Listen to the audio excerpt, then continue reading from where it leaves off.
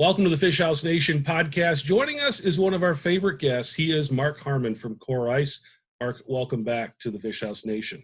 Thanks, Chris. Welcome to 2021, and I am so happy to be on this side of the the calendar right now. We are here, but sometimes it's jumping out of the frying pan and into the fire. Right. The time I had you on the show, we discussed reasons why you should buy a fish house in the summer. We told people to buy early, and it looks like that was really, really good advice. What was the fish house market like this year? You know, this is a conversation that I've had, I would say at the bar with people, but those have been closed. So this has been kind of the, the cocktail conversation. What is it like? And the world went like this. We got shut down with most every manufacturer for 3 months of the year. So we lost 25% of our production. And then the old toilet paper analogy of the frenzy of buying began. Even though there was never a shortage of toilet paper, people saw the toilet paper leaving the shelves, so they have to buy everything. Then it goes on to the next stuff. Well, early this summer, it's like a switch turned, like in the middle, early July, and people realized that, oh my gosh, you couldn't go buy a boat if you wanted one. You couldn't buy an ATV if you couldn't buy, if you wanted one, an RV, you name it. Outdoor recreation became like the hottest commodity in Minnesota and the surrounding states as well. And people looked at those fish houses like it's the last roll of toilet paper, and they went after them. They attacked them. And our dealers were behind on their inventory naturally, although there was a fair amount of carryover. Everybody had carryover. So, it wasn't completely at a loss, but we went from 25% of our inventory was missing. And then the calendar started buying about 25% ahead of schedule, which started us out basically a half a year behind. And that half a year behind that we're sitting at right now, and it's not exclusive to Core. I think this is all manufacturers. That half a year behind is going to take 2.5 or 3 years for anybody to really recover. And that doesn't matter if it's like, a Polaris. It doesn't matter if it's a Lund. It doesn't matter what boat it might be.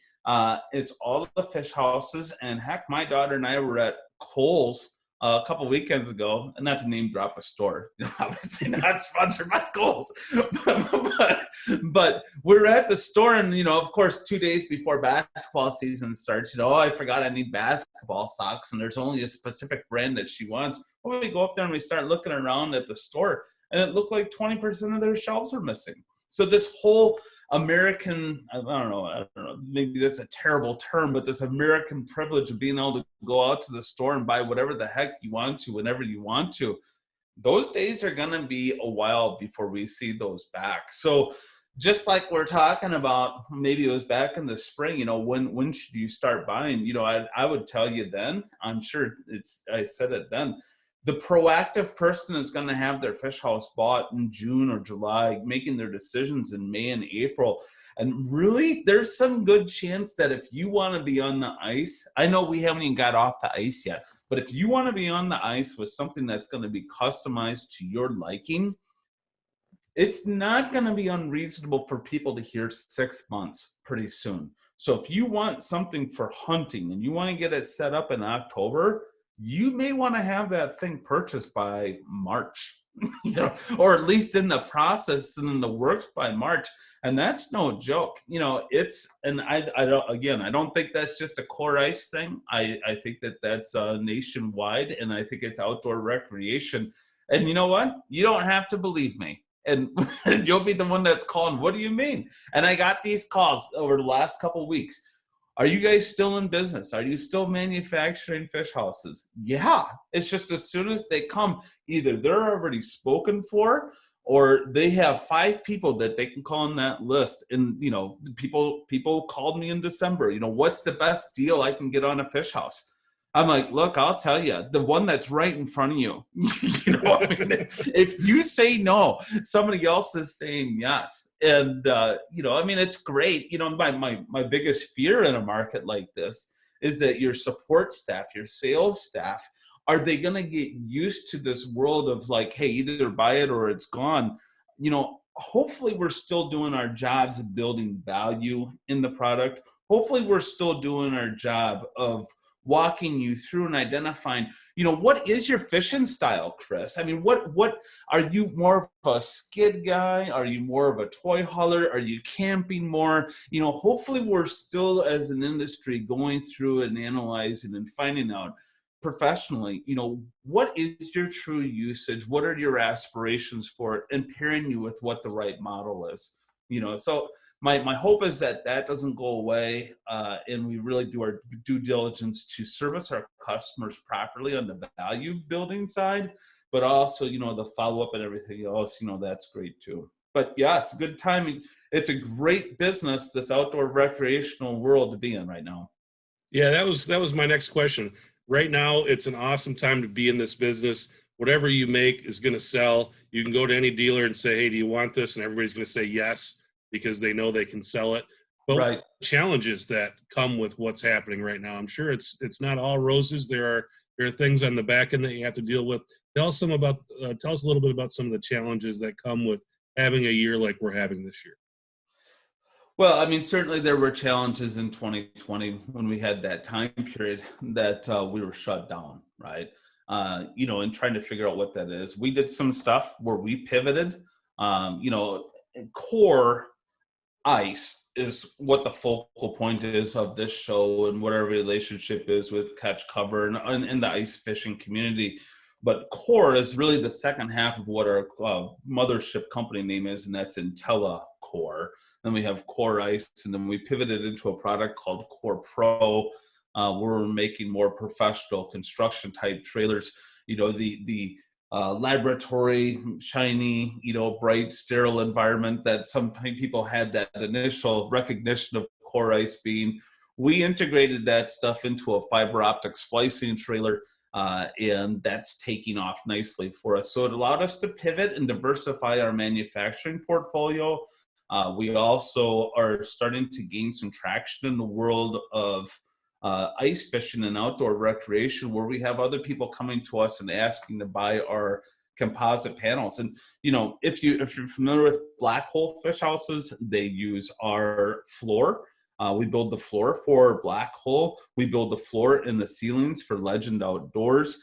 And now there's a series of skid house companies that are coming out, or they've been around, but now they're changing over their specs from studded aluminum and spray foam to a very fine polished type unit like what we have.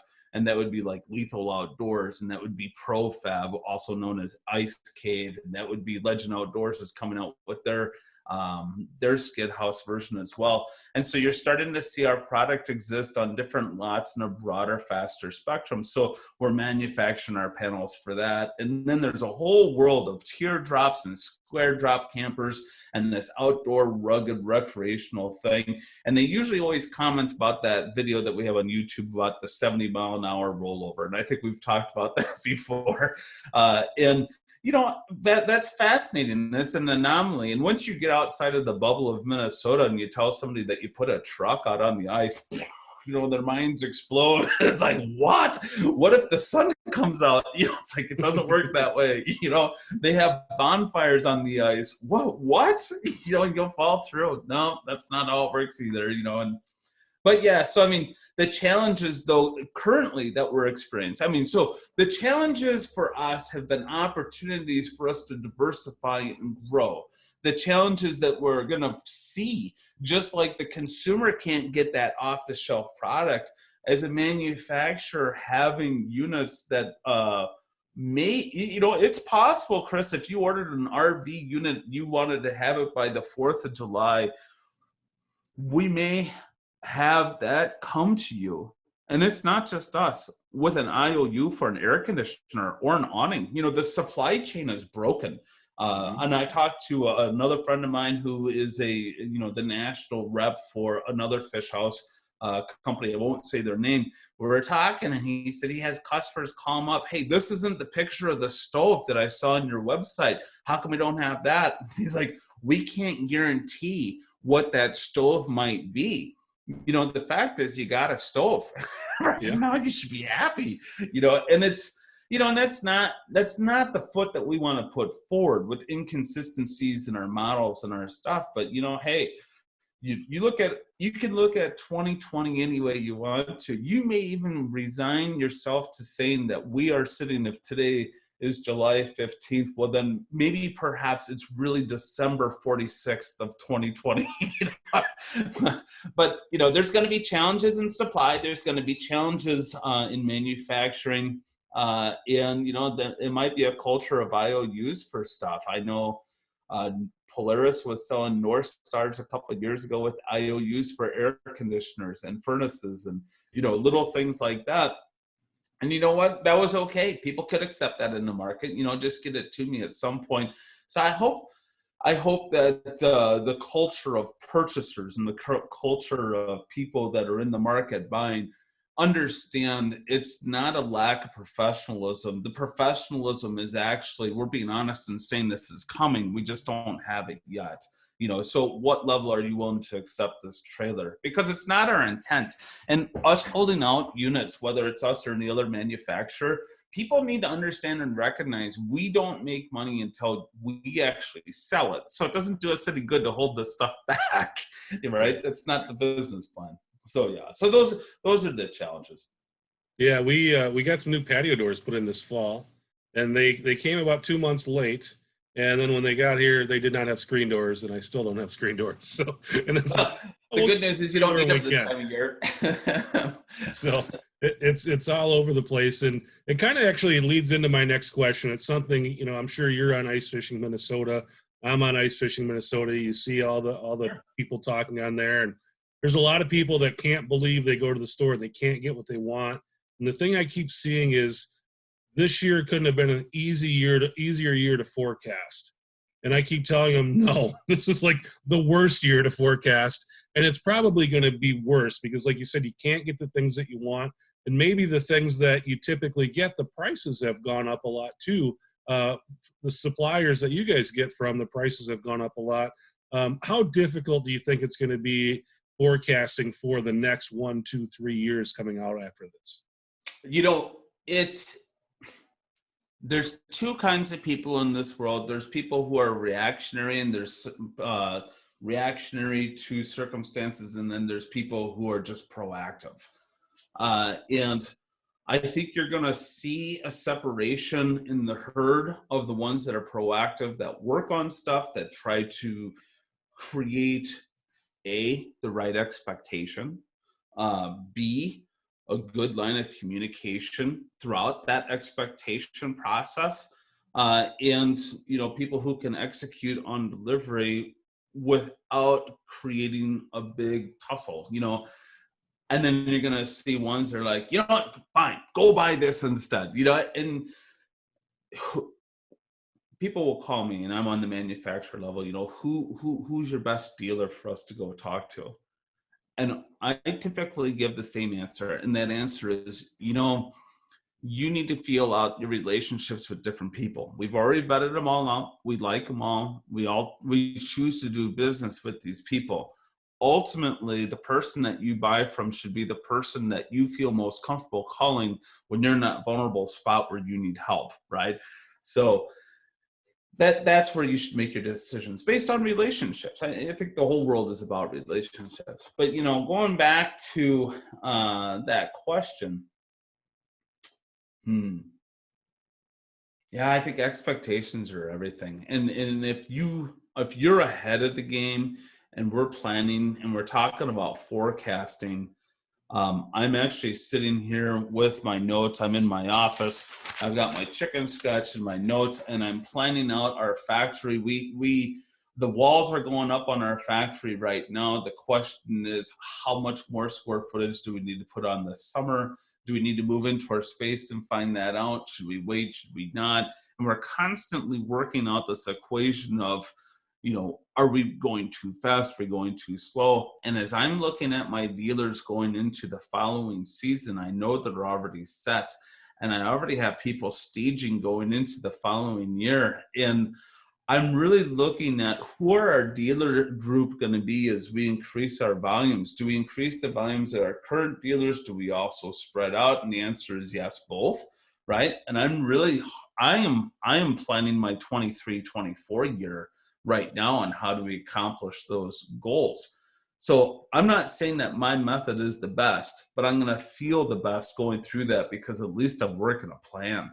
Anyway, I'm not trying to toot my own horn here, but I think you're going to find, I do think that there's going to be a shakeout of some market share in this ice fishing business. And I think that the more structure that there is within the organization is going to become more and more apparent as time goes on.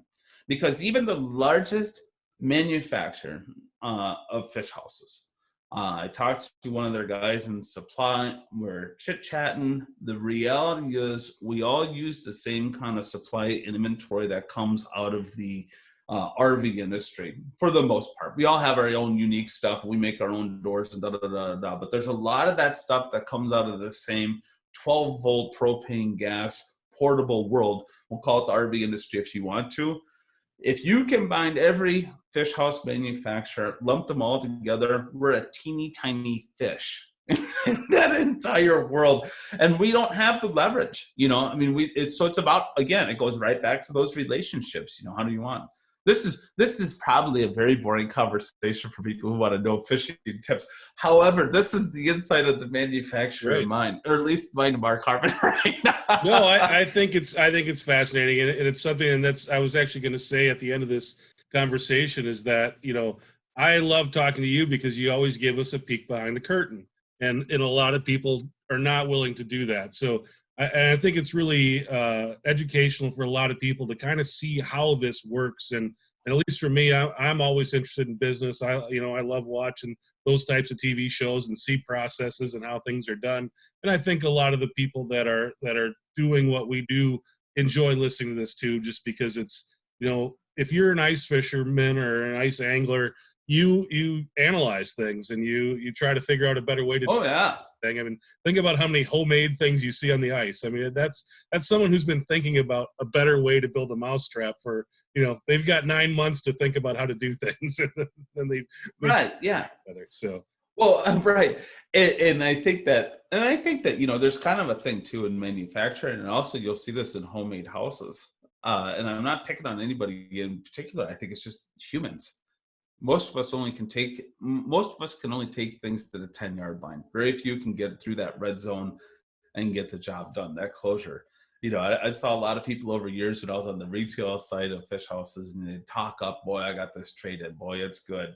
I've made it all myself. Oh, it's got a redwood floor. Whatever the case may be, what all these unique features. They show up and are, well, when it's finished, it's going to have, and that's really the trick. I mean, as a father, I talk to my kids, like anybody can have good intentions, but being able to drive that to close is really the thing, and, accomplishing these things is about you, right? It's not so much about anybody else. And, I don't know, you talk ideas are cheap. It's all about execution. Yeah, that's right.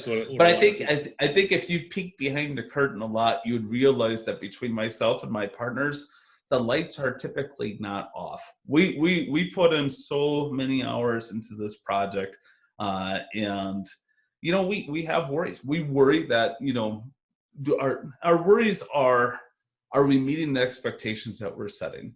And I think we are meeting those, and we're really trying.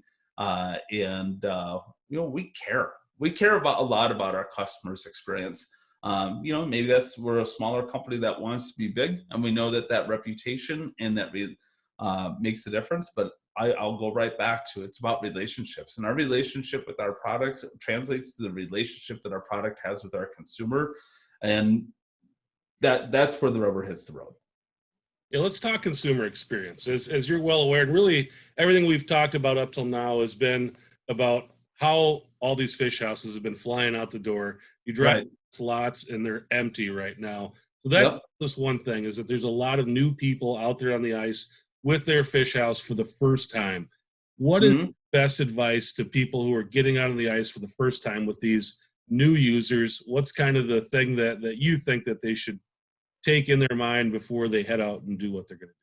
I think when you get on these forums and you see people say that, they say this common Larry Enticer quote, just send it. That's sarcasm, folks. Yeah. You know what? You don't want to send it. Now, and you know what? This is kind of dark matter for me, because I'm an Eagle Scout, so my layers of preparation go deep. I joke with my friends, there's a fine line between being a prepper and just being prepared, right? And and it's not uncommon for me to take an extra propane tank out in my truck. It's not uncommon for me to take a buddy heater out just in case. And I think the further, I'll give you an example. There is a guy that called me up, and he's wanting to buy one of our skid houses, our hybrid skid house wheelhouse. So I want to buy a 6515 ST, and I'm going to take it up to the bush. So he's up in Canada. We call it the wilderness. We call it the woods, whatever. They always call it the bush. He goes, I'm going to take this thing up the bush, and I'm going to be following the pipeline trails, and I'm going to be going out 20 kilometers. He goes, are you going to guarantee me that this experience is going to go well?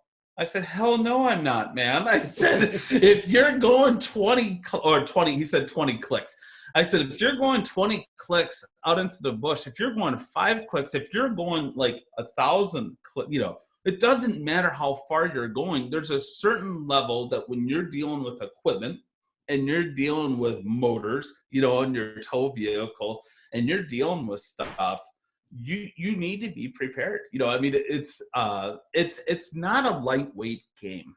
There's a lot to it. Even a guy who's going out in a portable, if you and I, Chris, we're going to go out, we're going to head back into the boundary waters, let's say, where we have to use hand augers. Although we can bring our electronics that have batteries on them, we can't bring a auger that has a drill with a battery on it. For some odd reason, that's just a no-no for the DNR.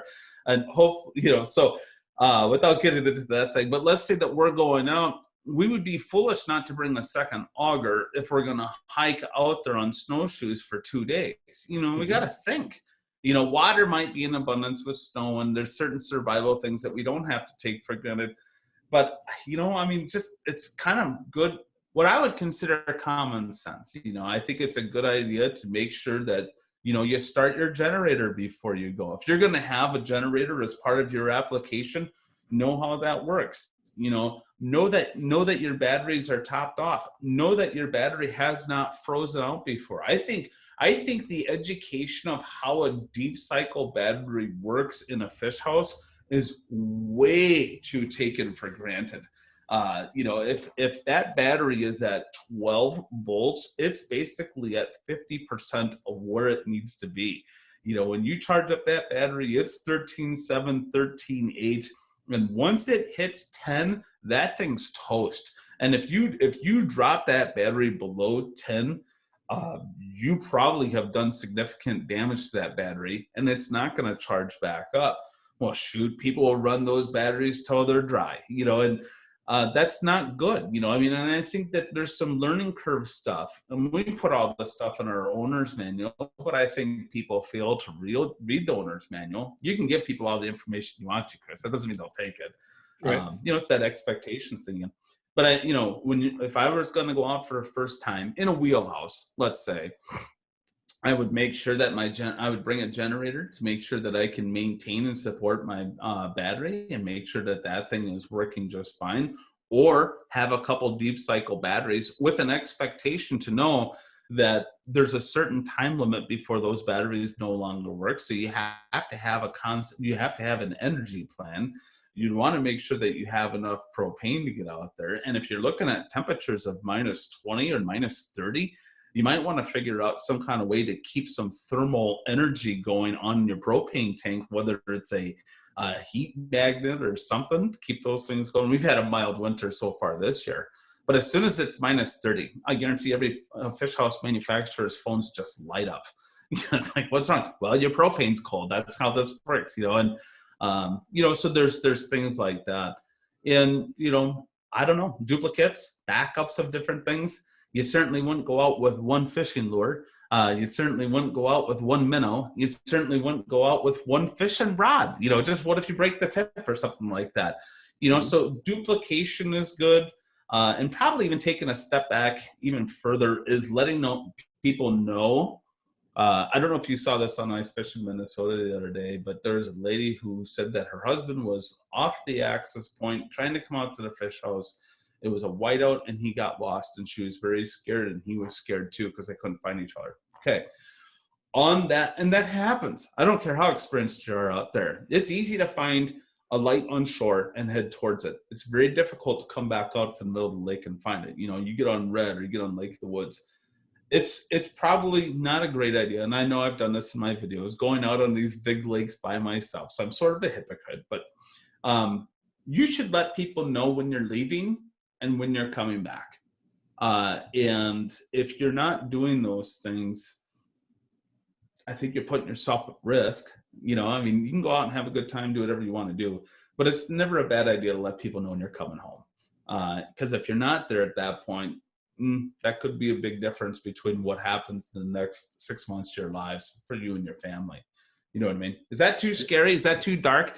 But I think it's good. I think a lot of things, just for me, actually being, a pretty new to this whole game is, just actually practice in your driveway. Yeah. Oh yeah. Trial run is great. Yeah. Just kind of go through everything and see what you're missing and what you don't have. Just stay overnight in your driveway, practice putting that thing down and putting it back up, and see what you don't have in the house. Just stay over in the driveway is a good way. So then if things go poorly, you can always just walk into your house and everything is there. Right. Yeah. Give you a good idea of what you don't have.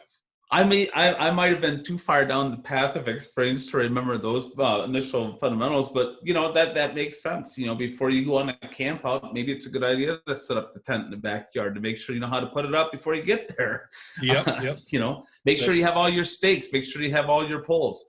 It's the same kind of thing. And I think when people spend a lot of money, the expectation is that it should be turnkey and everything should function and work because I paid enough money that it should function and work. Well, let me tell you, that piece of machinery doesn't owe you a thing, right? Yeah. You owe it to yourself to prepare yourself to know how to adapt and work with the equipment you have, because it doesn't think. It's cause and effect. Yeah. Well, Mark, I wrote a bunch of questions for this interview, and we got to about half of them. Sorry.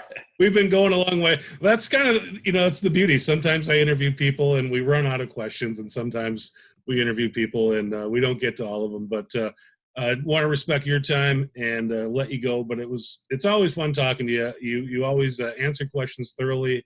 And like I said, give people a peek behind the curtain once in a while of what it's all about to be in this business and do these type of things. So I really appreciate you coming on, and hope you enjoy the rest of your ice season.